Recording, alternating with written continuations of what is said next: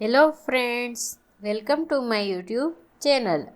આજે આપણે બનાવીશું મકાઈના અપ્પમ. બાળકોને લંચ બોક્સમાં ફટાફટ બનાવીને આપી શકાય તેવો મકાઈનો નાસ્તો. સવારમાં ફટાફટ બનાવીને તૈયાર કરી શકાય તેવા બધાને ભાવે એવા મકાઈના અપ્પમ બનાવીશું. તો ચાલો બનાવવાનું શરૂ કરીએ. તો તેના માટે આપણે એક બાઉલમાં 1 કપ રવો લેશું. આપણે જે ઉપમામાં વાપરીએ તેવો જ લેવાનો છે અને તેમાં અડધો કપ જેટલું દહીં ઉમેરીશું અને એકદમ સારી રીતે મિક્સ કરી લઈશું. આ રીતનું મિક્સ થઈ જાય એટલે તેમાં આપણે 1/4 કપ જેટલો ચણાનો લોટ ઉમેરીશું અને અડધો કપ જેટલું પાણી ઉમેરીશું. ચણાના લોટના ગાંઠા ના રહે તેવી રીતે આપણે મિક્સ કરી લેવાનું છે. મિક્સ કરતું જવાનું અને પાછું થોડુંક પાણી ઉમેરતું જવાનું. આપણે સરસ એવું મિશ્રણ તૈયાર કરી લઈશું. આ રીતનું આપણું બેટર હોવું જોઈએ. પોણા કપ જેટલા પાણીની જરૂર પડશે. આ બેટરને આપણે ઢાંકીને 10 મિનિટ માટે રેસ્ટ આપીશું. તમારી પાસે જો ઓછો ટાઈમ હોય તો પણ 5 મિનિટમાં ચાલે. તમારે જેવો ટાઈમ હોય એ પ્રમાણે રાખવાનું. હવે આપણે એક મકાઈ લેશું અને તેના 2 ભાગ કરીશું. એક ભાગમાંથી આ રીતે છરીથી દાણા કાઢી લઈશું અને એક ભાગને બાફીને તેના દાણા કરી લઈશું. તમારી પાસે ફ્રેશ મકાઈ ના હોય તો તમે ફ્રોઝન મકાઈનો પણ ઉપયોગ કરી શકો છો.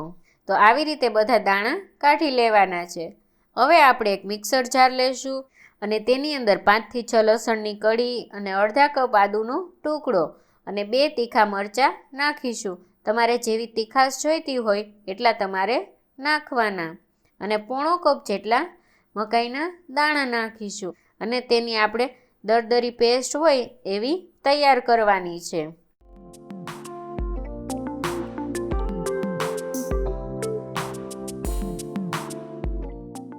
હવે આપણે જે બેટર બનાવ્યું હતું તેને 10 મિનિટ થઈ ગઈ છે અને ઢાંકણ ખોલીને જોશું તો રવો પણ એકદમ ફૂલીને સરસ એવો થઈ ગયો છે. તો તેને સારી રીતે મિક્સ કરી લેશું. પણ તેમાં પહેલાં આપણે જે પેસ્ટ બનાવી હતી તે ઉમેરીશું. તમારે જે પણ શાકભાજી ઉમેરવા હોય તે તમે ઉમેરી શકો છો. તેમાં અડધો કપ મકાઈના દાણા લીધા છે, 1/4 કપ જેટલું ઝીણું સુધારેલું કેપ્સિકમ ઉમેરીશું અને એક ડુંગળી 1/4 કપ જેટલી થાય તેટલી આપણે સુધારીને લીધી છે અને અડધો કપ જેટલા લીલા ધાણા ઉમેરીશું અને 1/4 કપ જેટલી પાલક ઉમેરીશું. આ બધું સારી રીતે મિક્સ કરી લેશું. આ બધું મિક્સ થઈ જાય એટલે અડધો કપ પાણી ઉમેરીશું અને 1 ચમચી મીઠું કે સ્વાદ અનુસાર અને 1 ટીસ્પૂન ચીલી ફ્લેક્સ, 1 ચમચી ઓરેગાનો ઉમેરીશું અને અડધી ચમચી મરી પાવડર અને અડધી ચમચી જેટલી હળદર નાખીશું અને એક સારું એવું મિશ્રણ તૈયાર કરી લેશું.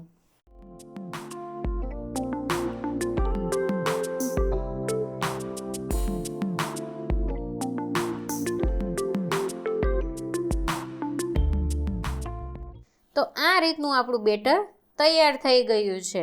આપણે તેમાં 1 ટીસ્પૂન જેટલો ઈનો નાખીશું. ઈનો કોઈ પણ ફ્લેવરનો ચાલે. તમારે જ્યારે બનાવવા હોય ત્યારે જ આપણે ઈનો ઉમેરવાનો છે. ઈનો ઉમેરીને સારી રીતે મિક્સ કરીને તૈયાર કરી લેશું. તો આપણું બેટર તૈયાર છે. હવે આપણે એક અપ્પેની પેન મૂકીશું અને તેની અંદર 2-3 ટીપા જેટલું તેલ આવે તેવી રીતે આપણે નાખીશું. 1 ટીસ્પૂન જેટલા તેલની પણ જરૂર નહીં પડે. તેલ હલકું એવું ગરમ થાય એટલે તેમાં 1 ચમચી જેટલું બેટર નાખીશું અને ઉપરથી પાછું થોડાક તેલની જરૂર પડે તો થોડુંક તેલ ઉપરથી છાંટવાનું. આપણે સ્લો ફ્લેમ ઉપર જ ગેસ રાખવાનો છે અને આને ઢાંકણ ઢાંકીને 1 મિનિટ જેવું આપણે ચડવા દેશું. 1 મિનિટ થાય એટલે ઢાંકણ ખોલીશું તો તમે જોઈ શકો છો કે બોર્ડરની સાઈડથી સરસ રીતે ચડી ગયું છે. આવી રીતે થાય ત્યાં સુધી આપણે સાઈડ ચેન્જ નથી કરવાની. હવે આપણે ચમચીની મદદથી સાઈડ ચેન્જ કરી લેશું. તો સરસ એવા ચડી ગયા છે તો તેને એક બાઉલની અંદર કાઢી લેશું. હવે આપણે એક ટ્વિસ્ટવાળા બનાવીશું. તો આવા બાળકોને બહુ જ ભાવશે. તો અપ્પે પેનમાં પાછું બધામાં થોડું થોડું તેલ નાખીશું અને તેમાં અડધી ચમચી બેટર નાખવાનું. બધામાં અડધી અડધી ચમચી નાખીને તેની ઉપર આપણે થોડું મુઝરેલા ચીઝ નાખીશું. અને જો તમારે પ્રોસેસ ચીઝ નાખવું હોય તો તેના નાના નાના ક્યુબ કરીને પણ નાખી શકો છો. અને પાછું ઉપરથી આપણે બેટર નાખીને તેને કવર કરી લેવાનું છે.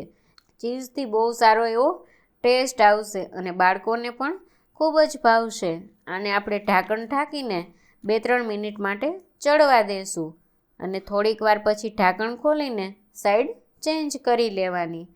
હલકો એવો કલર ચેન્જ થશે અને સ્લો ફ્લેમ ઉપર જ આપણે કરવાના છે.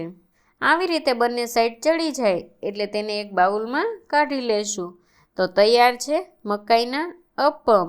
આને તમે ટોમેટો સોસ સાથે સર્વ કરી શકો છો.